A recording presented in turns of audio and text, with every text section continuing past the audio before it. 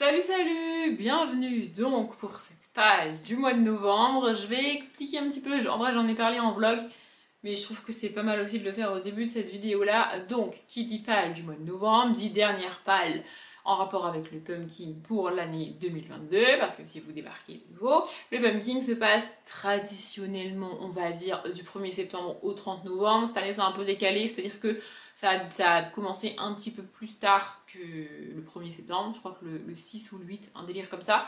Et donc tu peux déborder sur le mois de décembre si tu veux, ce qui m'arrange parce que je vous avoue que probablement que le pumpkin va s'étaler jusqu'au début 2023 pour moi. Et j'ai décidé d'être quand même raisonnable pour cette palle du mois de novembre. Et heureusement que ce que je viens de faire, je ne l'ai pas fait avant de décider d'être raisonnable parce que sinon je n'aurais pas décidé d'être raisonnable. Je vais tout vous expliquer. En gros, quand j'ai créé ma palle entière pour le pumpkin début septembre, j'ai mis un livre par sous-catégorie, par menu, par mois et un graphique par sous-catégorie, par menu, par mois, ce qui fait plus ou moins 28 livres par mois dans la palle. Donc 28 livres dans la palle de septembre, 28 livres dans la palle d'octobre et 28 livres dans la palle de novembre. Est-ce que je lis 28 livres par mois? Non, pas du tout. Absolument pas. Mais bon, il y a quand même pas mal de graphiques qui se lisent vite. Et je dis plus ou moins parce qu'il y a une catégorie pour laquelle au mois d'octobre, j'ai pas mis de graphique parce que franchement j'en ai marre de tricher pour cette catégorie, c'est la catégorie d'édiologie. Franchement flemme. Voilà, ce qui fait qu'en tout, là c'est ce que je viens de faire. Je viens de compter et en fait je me rends compte que c'est pas si mal. Voilà, à l'heure où je tourne cette vidéo, on est on est le 23 octobre. Voilà. Et du coup, sur septembre et sur octobre, j'avais mis 55 livres et graphiques en tout à lire. Et là, en comptant les deux que je suis en train de lire actuellement, il m'en reste 15. Ce qui n'est pas si mal. Vous voyez, j'ai lu quand même une quarantaine de livres en un mois et demi, un peu plus. Franchement, c'est pas si mal. Bon, il y a pas mal de graphiques dans le lot, mais quand même, c'est pas si mal. Et si j'avais fait ce constat-là avant de décider de changer ma palle du mois de novembre, j'aurais probablement, mais je me serais dit, oh mais ça va, c'est bon en fait, c'est pas si mal. Je laisse un livre par sous-catégorie pour novembre et un graphique par sous-catégorie pour novembre. Mais je me suis dit, en fait, quand je vois les livres, il a beau m'en rester que 13, du coup, là, en face de moi, je sais que je lirai jamais tout ça d'ici fin novembre. Et alors, encore moins si j'en rajoute 14. Enfin, c'est quand même énorme. Enfin, bref. Donc, j'ai décidé de mettre soit un graphique, soit un livre par sous-catégorie, par menu. Et pas les deux à chaque fois, c'est ou l'un ou l'autre, parce que sinon je m'en sortirais pas. Le but c'est que cette vidéo soit moins longue que les deux palles de septembre et d'octobre, puisque du coup il y a moins de livres. Donc je vais chercher mon carnet qui est juste là-bas, et je vais détailler à chaque fois les noms des catégories et les noms des sous-catégories pour tous les menus, et vous montrer le livre ou le graphique que j'ai mis dans la catégorie du coup, pour le lire au mois de novembre. Donc j'ai récupéré mon petit carnet, comme d'habitude je vous mettrai en barre d'infos la vidéo présentation du challenge de Gimose et le groupe Facebook si jamais ça vous intéresse. Et si vous découvrez le challenge que maintenant il vous êtes déçu, sachez que vous pouvez le faire à peu près, enfin comme je disais, vous pouvez le faire en mode décembre ou mode janvier quand vous voulez. Bon, c'est plus en même temps que tout le monde, voilà, c'est un peu dommage, mais ça reviendra l'année prochaine. Hein. Voilà. Bref, je vais du coup vous donner à chaque fois le nom des menus, des sous-catégories. Il y a 4 menus, 3 ou 4 sous-catégories par menu. Donc c'est parti, le premier menu c'est automne frissonnant et la première sous-catégorie c'est Ghost Hunt avec les mots-clés exorcisme, chasseur de fantômes, possession, enquête. Donc là j'ai mis un livre d'enquête qui est dans ma palle de l'automne, il faudrait que je vérifie, je sais même plus. C'est Victime 55, mais je crois que c'est ça, de James Delargy. Voilà, 2 suspects, 2 versions, un serial killer et nous on suit l'enquêteur dans une petite ville australienne. Franchement, un serial killer en Australie, ça a l'air fun, je sais pas ce que vous en pensez. Voilà, j'ai vraiment hâte de lire ce bouquin. Et alors, je vous parle, j'ai toujours pas lu Le Bureau des affaires occultes de Éric Poissier qui me fait très envie. Je parle de ce livre-là en particulier parce qu'il est aussi dans la palle de l'automne et que j'ai très envie de le lire, mais j'ai pas encore lu. Je peux pas tout lire en même temps, hein, donc voilà. La deuxième sous-catégorie, c'est le portrait du mal. Et donc là, il faut une couverture avec un visage. Moi j'ai mis le sinistre entre parenthèses parce que je trouvais ça déjà assez difficile. Et le livre que j'ai choisi, on voit pas vraiment le visage. Mais j'avais pas mieux.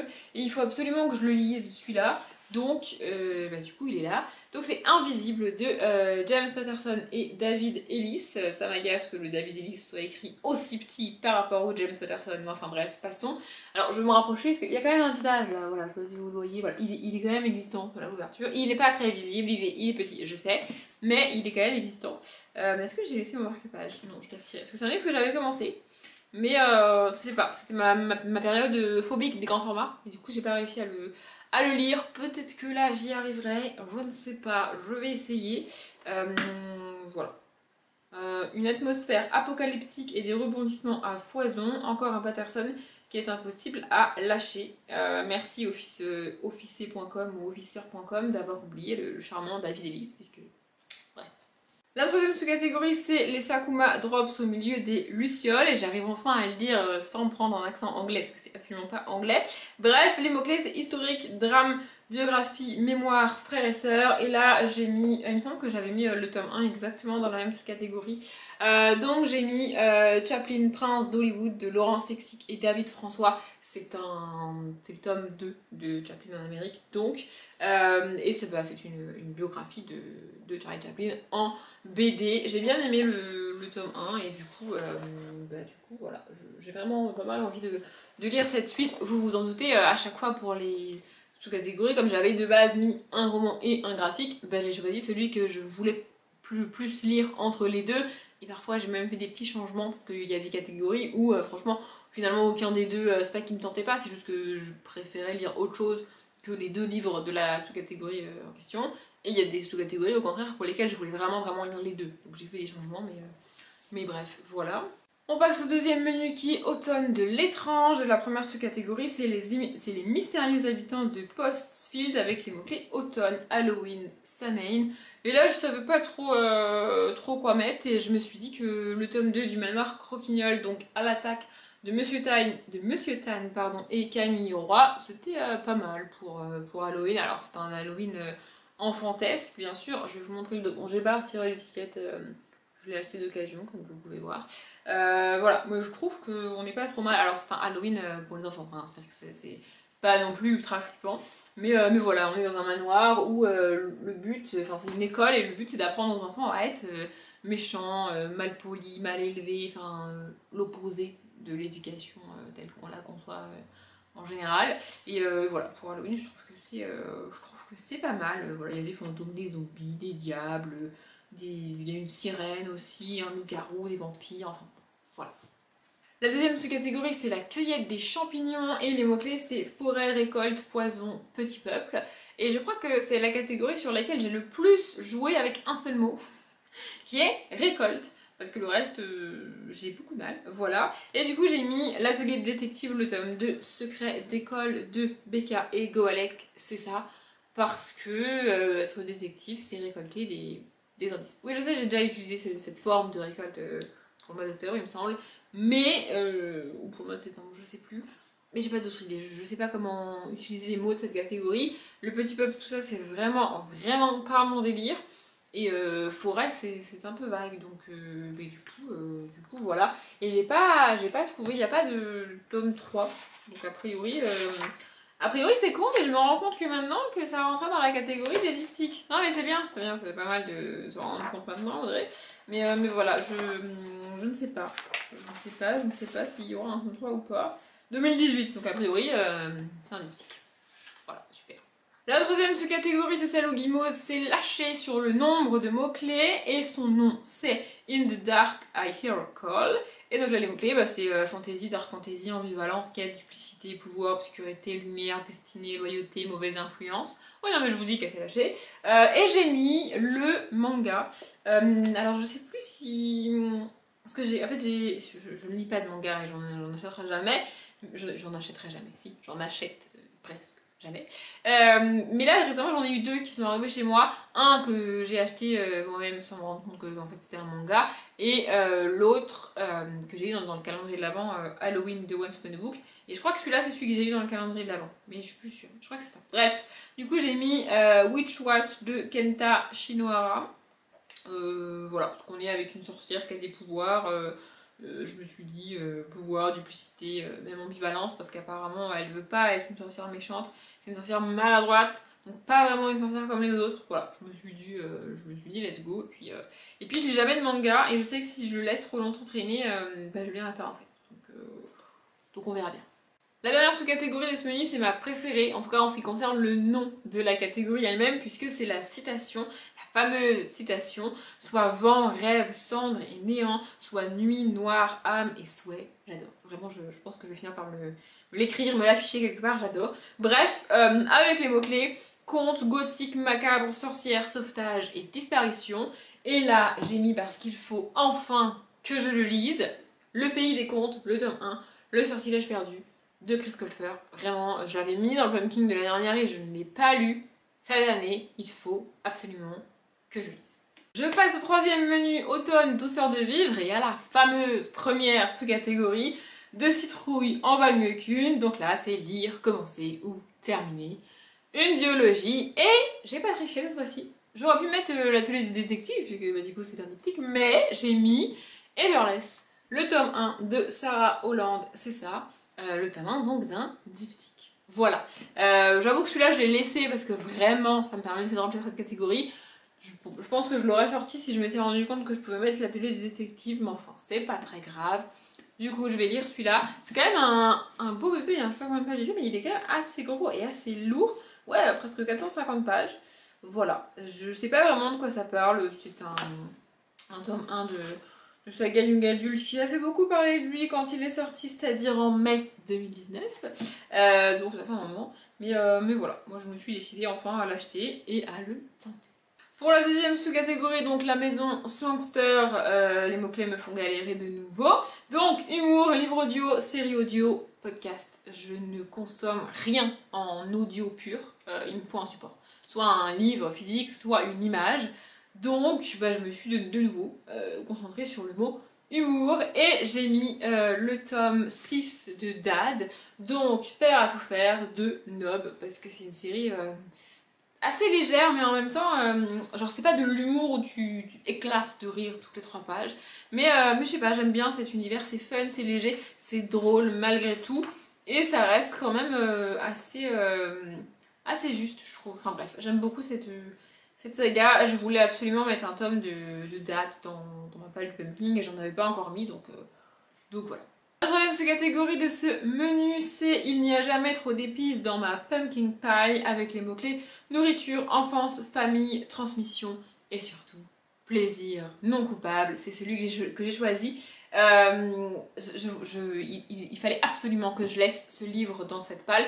Au-delà du fait que c'est un tome 2 et que j'ai vraiment envie de continuer la saga, c'est surtout parce que c'est de la romance et que ça fait longtemps que j'en ai pas lu. Donc, Jeu d'innocence, règle numéro 2, tout vient à point, à qui c'est attendre, de Jennifer Armentrout. Il me semble que j'ai lu le tome 1 en août. Donc en vrai, ça fait pas si longtemps. Mais j'avais vraiment envie de romance. Je sais pas, j'avais besoin de romance au milieu de toutes ces thrillers, fantasy, fantastique et tout que j'ai mis dans la balle du pumpkin parce que c'est l'essence même du pumpkin, tu vois. Mais voilà, et plaisir non coupable parce que j'ai envie de romance et voilà, c'est tout. La quatrième sous-catégorie de ce menu, c'est Chante-moi une chanson Stasena et les mots-clés c'est mythes et légendes, voyage dans le temps, magie, dépaysement. Et là, j'ai choisi, attention, je l'attrape, Les souvenirs de Mamet, donc le tome 2, le chemin des écoliers de Nob, de nouveau, comme Dad. J'ai beaucoup aimé le tome 1 que j'ai lu au mois de septembre, il me semble. Franchement, j'ai vraiment adoré. J'adore ce type de dessin, de planche et tout, je trouve ça cool. Et pour le côté un petit peu voyage dans le temps, parce qu'on y suit Mamet qui est en fait une grand-mère, une mamie, elle doit avoir, je sais pas, peut-être 60, 65, 70 ans, j'en sais rien, et qui nous raconte sa vie, donc sa jeunesse quand elle était enfant, un petit peu voyage dans le temps, et un petit peu dépaysement, parce que bah, du coup, c'était à une époque, c'est il y a 50 ans globalement, voilà, dans les champs, dans un petit village et tout, et c'est assez cool, j'aime beaucoup. Je vous garde la jaquette comme d'habitude pour vous, pour que vous sachiez à quoi ressemble le livre si vous le cherchez. Mais en vrai, moi je le préfère sans la jaquette. Donc ça c'est la jaquette. Et ça c'est sans la jaquette. Je le trouve beaucoup mieux sans jaquette. Mais voilà, chacun ses goûts, c'est comme ça. Bref. On passe au quatrième et dernier menu, donc c'est automne rayonnant. Et la première sous-catégorie, attention c'est en anglais, c'est We all born naked and the rest is drag. Et donc là les mots-clés c'est LGBTQIA+, amour de soi, diversité, inclusivité. Et j'ai décidé de mettre c'est un graphique que je connaissais absolument pas, que j'ai commandé par hasard. Et je sais pas, depuis que je l'ai reçu, il m'attire, il faut absolument que je le lise. Ça s'appelle Les encyclopédistes de Alex Orb et José A. Pérez Ledo. Voilà, je connaissais pas, mais vraiment, je sais pas, ça m'attire. Il est quand même assez épais. Et en fait, c'est on est à Paris, hein, mais je vais vous lire le résumé parce que si je vous fais un semblant de résumé sans lire, je risque de dire des conneries. Donc, Paris 1750, un groupe d'intellectuels tient salon tous les jeudis à tour de rôle chez l'un d'entre eux.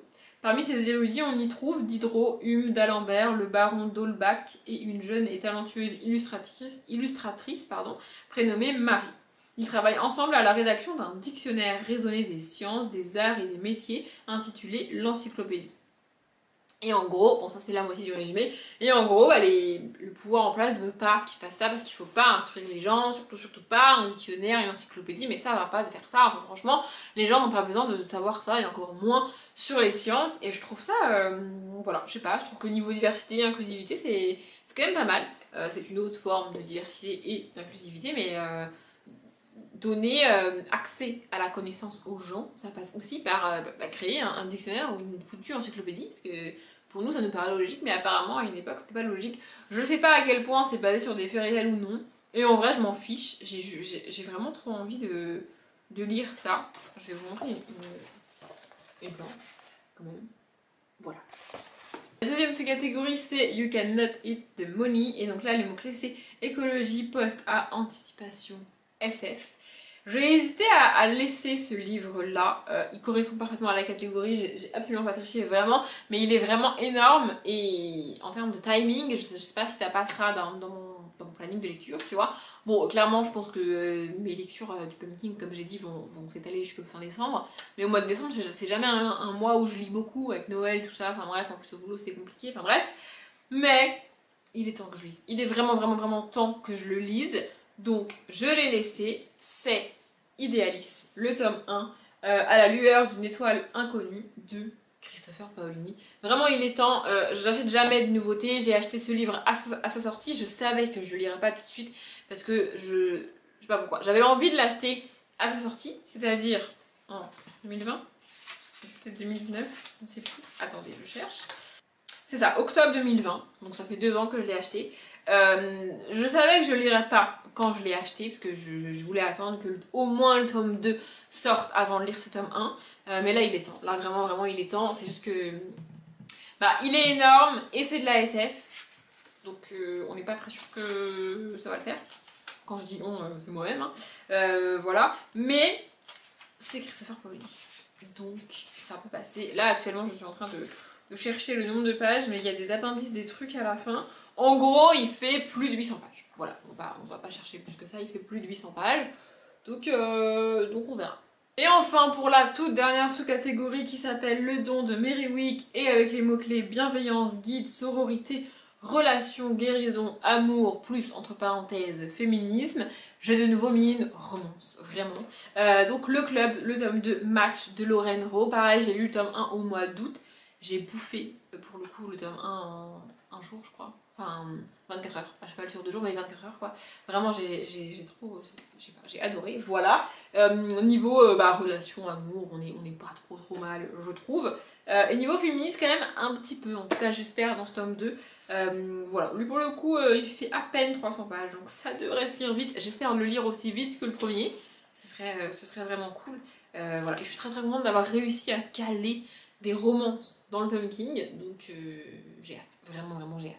Je sais pas ce que ça aura donné au montage et je suis désolée si la vidéo est un peu décousue et s'il y a plus de cuts que d'habitude, je pense que c'est le cas parce que j'avoue que j'ai été pas mal interrompue pour le tournage de cette vidéo, ce qui arrive rarement, et franchement j'avais pas la force de... J'ai recommencé 3 fois cette vidéo, donc j'avais plus la force de recommencer encore et encore, c'est bon au bout d'un moment, voilà. Donc je suis désolée si le rendu final est moins bien que d'habitude. Mais c'est comme ça. Voilà, je m'arrête là. Comme d'habitude, je vous souhaite une bonne journée, un bon après-midi, un bon appétit ou une bonne nuit. Et je vous dis à bientôt.